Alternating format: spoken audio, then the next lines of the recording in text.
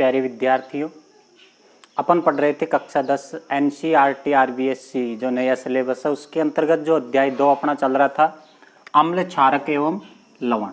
इसमें पढ़ रहे थे अम्लों के साथ धातु कार्बोनेट व धातु हाइड्रोजन कार्बोनेट की जो अभिक्रिया थे उसके बारे में अपन पढ़ रहे थे। अम्लों के साथ अभिक्रियाओं में पढ़ रहे थे अपन जो धातु कार्बोनेट है और धातु हाइड्रोजन कार्बोनेट की जो अभिक्रिया अम्लों के साथ होती है, तो इसके बारे में अपन ने पढ़ा था। तो अम्ल के साथ अभिक्रिया होने पर लवण, कार्बन डाइऑक्साइड और जल बनता है। इनमें देखिए जो अभिक्रिया थी अपनी Na2CO3 plus HCl reaction NaCl लवण बन गया, सोडियम क्लोराइड और जल और कार्बन डाइऑक्साइड बनता है।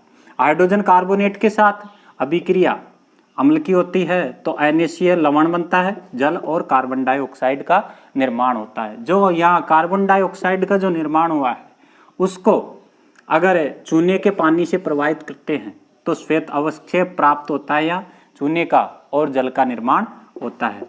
जो इसके जो उदाहरण है और भी उदाहरण है इसके, चूना पत्थर है, खड़िया है, संगमरमर है,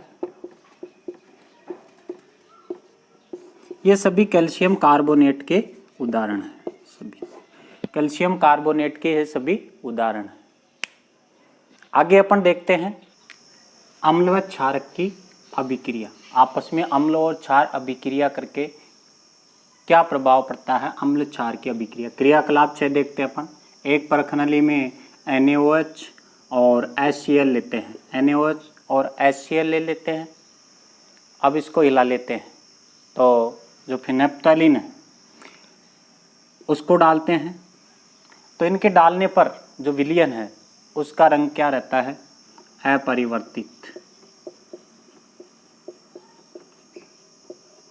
अपरिवर्तित रहता है।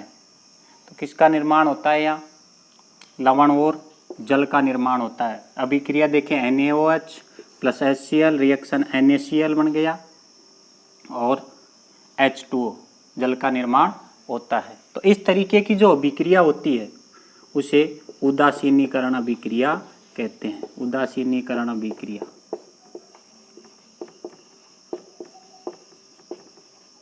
उदासीनीकरण अभिक्रिया कहते हैं। कैसे कि जो NaOH है उसमें फिनोप्थलीन डालते हैं तो रंग में जो इसका रंग है वो अदृश्य हो जाता है और पुनः उसमें फिर HCl डालते हैं। NaOH में जो फिनोप्थलीन डाला गया तो उसका रंग अदृश्य हो गया और पुनः उसमें HCl डालते हैं तो वापस रंग पुनः प्राप्त हो जाता है। तो उसका रंग क्या है विलयन का? अपरिवर्तित रहता है। तो जो अम्ल और क्षार आपस में क्रिया करके और जो दोनों का प्रभाव उसको समाप्त कर देते हैं और लवण और जल बनते हैं। इस तरीके की जो अभिक्रिया होती है उसे उदासीनीकरण अभिक्रिया कहते हैं। जो विलयन बनता है इसका वो उदासीन विलयन होता है। अगला आता है अम्लों के साथ धात्विक ऑक्साइड की अभिक्रियाएं। अम्लों के साथ धात्विक ऑक्साइड अभिक्रिया करके क्या बनाते हैं? क्रियाकलाप 7 देखते हैं अपन। कॉपर ऑक्साइड और इसमें डाल देते हैं HCl। तो जो विलयन का रंग है वो कैसा हो जाता है? नीला हरा हो जाता है। कॉपर ऑक्साइड एक परखनली में लेते हैं और हिलाते हुए उसमें HCl डालते हैं तो जो विलयन का रंग कैसा हो गया? नीला हरा हो जाता है। तो किसका निर्माण हुआ? धातु ऑक्साइड का अम्ल के साथ अभिक्रिया करके लवण और जल का निर्माण होता है। आगे देखते हैं अपन क्षारक के साथ अधातु ऑक्साइडों की अभिक्रिया। अगली अभिक्रिया देखते हैं अपन क्षारक के साथ धातु ऑक्साइडों की अभिक्रिया। कैल्शियम हाइड्रोक्साइड की जो पिछली अपन ने अभिक्रिया देखी थी कार्बन डाइऑक्साइड के साथ, तो किसका निर्माण हुआ था? कैल्शियम कार्बोनेट और जल का निर्माण हुआ था।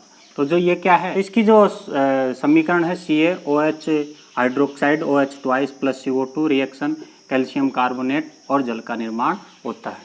अम्ल और क्षारक में क्या समानताएं हैं? अगला अम्ल व क्षारक क्रिया करके हाइड्रोजन गैस देते हैं। हाइड्रोजन गैस देते हैं। अम्ल व क्षारक प्रकृति में क्षारक होते हैं। दोनों की जो प्रकृति है वह क्षंगचारक होती है, क्षंगचारण कर देते हैं किसी भी पदार्थ का, जैसे लोहे का है। प्रबल अम्ल और प्रबल क्षारक त्वचा के लिए हानिकारक होते हैं, त्वचा को जला देते हैं। अधिकांश अम्ल व कुछ क्षारक विद्युत के सुचालक होते हैं।